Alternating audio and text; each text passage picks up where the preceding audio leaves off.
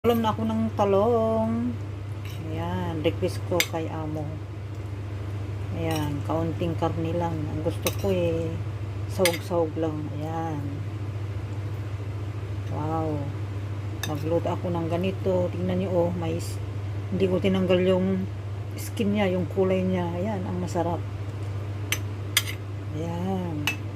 Kasi dito, pag nandito, tanggalin yan. Ayun. Wow na wow. Sarap na yan, guys. Ayan. Araw-araw karne. Kaya, gusto ko lang kaunti lang. Wow. Pwede na sa akin yan. Kaunti-kaunti lang karne. At saka, rice. Yan lang ang kainin ko, guys. Ayan. Pwede na rin yan. Pananghalian ko, guys. Oh. Yummy. Oh. Happy-happy na. Salamat sa panonood. Bye-bye.